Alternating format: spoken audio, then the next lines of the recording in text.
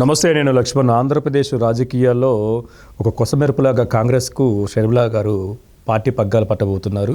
అధిష్టానం కూడా, కాంగ్రెస్ అధిష్టానం ఢిల్లీలో మంత్రాలు జరుగుతున్నాయి. షర్మిలా కాంగ్రెస్ పగ్గాలు చేపట్టి ఏపీకి రాబోతున్నారని చెప్పి పెద్ద ఎత్తున చర్చ నడుస్తున్న క్రమంలో తాజాగా, అంటే ఒక విశ్వసనీయ సమాచారం మేరకు, ఆమె కారు సంతమాగులూరు దగ్గర యాక్సిడెంట్ అయిందని చెప్పి సోషల్ మీడియాలో ట్రోల్ అవుతున్న పరిస్థితి. అయితే అది ఎంతవరకు నిజం ఏంటి? గతంలో కూడా విజయమ్మ కారు కూడా యాక్సిడెంట్ అయిన పరిస్థితులు చూసాం. ఇప్పుడు షర్మిలా గారి కారు యాక్సిడెంట్ అవ్వటం అనే అంశం పైన మనతో మాట్లాడటానికి స్టూడియోలో అందుబాటులో ఉన్నారు పొలిటికల్ క్రిటిక్ కిరణ్ కుమార్ గారు. ఆయనతో మాట్లాడే ప్రయత్నం చేద్దాం. సార్ నమస్తే అండి. నమస్తే సార్. షర్మిలా గారి కారు యాక్సిడెంట్ అవుతుందని చెప్పి పెద్ద ఎత్తున సోషల్ మీడియాలో దుమారం లేగుతుంది. అసలు అది నిజమేనా, లేకపోతే ట్రోల్ చేస్తున్నారంటారా? లేదండి, పొద్దున్న మార్నింగ్ నేను చూశాను. ఓకే. అధికారం కోసం ఎవరైనా అడ్డొస్తే తండ్రినైనా బాబాయినైనా సొంత తల్లి అయినా చెల్లినైనా చంపటానికి ఆ సీటు కోసం జగన్మోహన్ రెడ్డి అయితే సిద్ధంగా ఉన్నాడు అని చెప్పటానికి చిన్న చిన్న కారణాలు ఏదంటే, 3 సార్లు తల్లి కారుకి యాక్సిడెంట్ కావటం కానీ, రీసెంట్గా ప్రకాశం జిల్లా సంతమాగులూరు దగ్గర షర్మిలా గారి కారు కూడా యాక్సిడెంట్, ఇది కూడా సెక్యూరిటీ వాళ్ళు గుద్దారు అని చెప్పటం. ఇవన్నీ నమ్మే మాటలు కాదండి, ఇవన్నీ అన్నయ్య చేపించే పనులని అందరికీ తెలుసు. అయితే ఎందుకు అసలు అంత, అంటే జగన్మోహన్ రెడ్డి గారు షర్మిలా కాంగ్రెస్ పగ్గాలు చేపట్టిన నాటి నుంచి కూడా భయపడిపోతున్నాడు, ఎన్నో కుట్రలకి పాల్పడుతున్నాడు, చాలా పొలిటికల్ గేమ్ ఆడుతున్నాడు అని చెప్పి సోషల్ మీడియాలో నడుస్తున్న చర్చ. అయితే ఎందుకు అంత భయపడుతున్నాడు? 16 నెలలు జైల్లో ఉన్నాడు అంటే దానికి కారణం కాంగ్రెస్ అని తెలుసు. అదే కాంగ్రెస్ పార్టీలోకి వెళ్ళి మళ్ళీ నేను పోటీ చేస్తాను అంటే జగన్మోహన్ రెడ్డి అయితే ఊరుకునే పరిస్థితి లేదు. ఓకే. ఎప్పటికైనా బాబాయికి పట్టిన గతే షర్మిలా గారికి కూడా పడుతుంది అని చెప్పటానికి ఈ చిన్న చిన్న యాక్సిడెంట్లు అనేవి జరుగుతూ ఉంటాయి. గతంలో కూడా మనం వైఎస్ విజయమ్మ గారి యొక్క కారు కూడా ఎన్నో ఒకసార్లు యాక్సిడెంట్ అయిందని చెప్పి మనం చూసాము. అప్పుడు నిజంగా ప్రమాదం జరిగిందంటావా, లేకపోతే ఏదన్నా కుట్రకోణం దాగిందంటారా దాంట్లో? కొత్త కారు అండి, దాదాపుగా 60-70 లక్షలు వాల్యూ చేసే కార్లు కొత్త టైరు పగలటం అంటే ఇవన్నీ నమ్మే పరిస్థితి కాదు.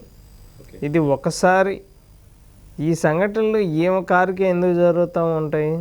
అధికారం కోసం ఎవరినైనా చంపటానికి, అధికారంలో రావటానికి, కుటుంబ సభ్యుల్ని కోల్పోవటానికి కానీ, అధికారంలో వచ్చిన తర్వాత ప్రజల్ని చంపటం అనేది జగన్మోహన్ రెడ్డికి వెన్నతో పెట్టిన విద్య.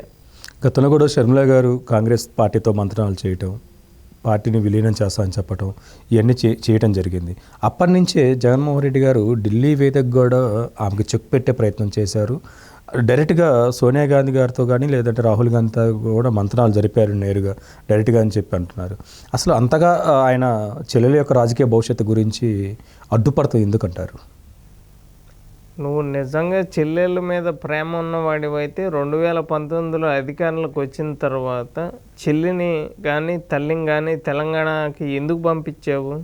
ఇంట్లో వాటాల రూపాయి ఇవ్వటం కానీ, ఎలక్షన్లో వాళ్ళని నిలబెట్టడం కానీ నీకు ఇష్టం లేదు. మామూలుగా నువ్వు, నీ భార్య, నీ 2 కూతుళ్ళు అంతే. ఓకే. రేపు అధికారం కోసం వీళ్ళనైనా చంపడానికి నువ్వైతే సిద్ధంగా ఉంటావు అని అందరికీ తెలిసిన విషయమే. ఇప్పుడు మనం 2018లో చూసుకోవచ్చు 2 ఇన్సిడెంట్స్. ఒకటి బాబాయ్ గొడ్డలి, కోడికత్తి. ఈ 2 కేసులు ఇంకా ఎన్ని సంవత్సరాలు అలా సాగదీస్తూనే ఉంటారు? అంతరంగాలు సీరియల్ లాగా సాగదీస్తూ ఉంటారు. ఎందుకంటే కేంద్రాన్ని, కోర్టుల్ని తన దగ్గర ఉన్న డబ్బుతో మేనేజ్ చేస్తున్నాడు.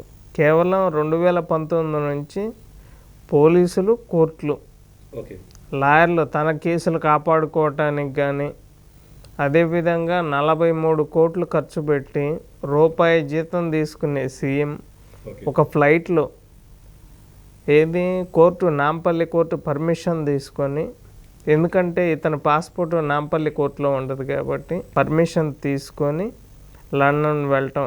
అది దేనికి వెళ్ళాడు? ఆ లాయర్ గారిది 3వ పెళ్ళికి వెళ్ళాడు. ఓకే. ఈయన ఇక్కడ 3 పెళ్ళిళ్ళ గురించి మాట్లాడతారు, నువ్వు మాట్లాడపోయా? మీ లాయర్ గారు 3 పెళ్ళి చేసుకున్నారని, శాశ్వతంగా లోపల పోతాడు అని తెలిసి దాని గురించి ఏం మాట్లాడడం. ఇంత ప్రతికూల పరిస్థితుల్లో షర్మిలా గారు ఆంధ్రప్రదేశ్లో కాంగ్రెస్ పగ్గాలు పట్టి చేతబట్టి ఆమె సక్సెస్ అవుతారు. లేదండి, 2014లో తెలంగాణ ఏపీ విడిపోయిన తర్వాత అసలు విడిపోవటానికి కారణమే కాంగ్రెస్ పార్టీ కాబట్టి 2014లోనే కాంగ్రెస్ పార్టీని భూస్థాపితం చేశారు ఏపీలో. ఇప్పుడు మళ్ళీ వచ్చేసి కాంగ్రెస్ పార్టీ తరఫున నేను పోటీ చేస్తాను, గెలిస్తే నేనే సీఎంను అంటే అక్కడ నమ్మే పరిస్థితిలో ఎవరు లేరు. ఆళ్ళ రామకృష్ణారెడ్డి కూడా ఇప్పుడు కాంగ్రెస్లో చేరడానికి చూస్తున్నాడని తెలిసింది. ఎంతమంది వచ్చినా కూడా, ఎన్ని పార్టీలు వచ్చినా కూడా ఈసారి మాత్రం టీడీపీదే గెలుపు, చంద్రబాబు గారే సీఎం అని చెప్పగలను. అది మొత్తానికి ఆంధ్రప్రదేశ్లో షర్మిల యొక్క రాజకీయ ప్రస్థానం కాంగ్రెస్ పార్టీ పగ్గాలు చేతబట్టినా కానీ అంత ప్రభావం ఉండకపోవచ్చు. కానీ ఆమె కారు యాక్సిడెంట్ అనేది సోషల్ మీడియాలో ఇప్పుడు పెద్ద ఎత్తున దుమారం రేగుతుంది కాబట్టి, కాకపోతే దాంట్లో ఏమైనా కోణాలు ఉన్నాయా అనే అంశాలు మళ్ళీ విచారించి ప్రజలు నిర్ణయించుకోవాల్సిన విషయాలు. మరొక అంశంతో మళ్ళీ కలుద్దాం.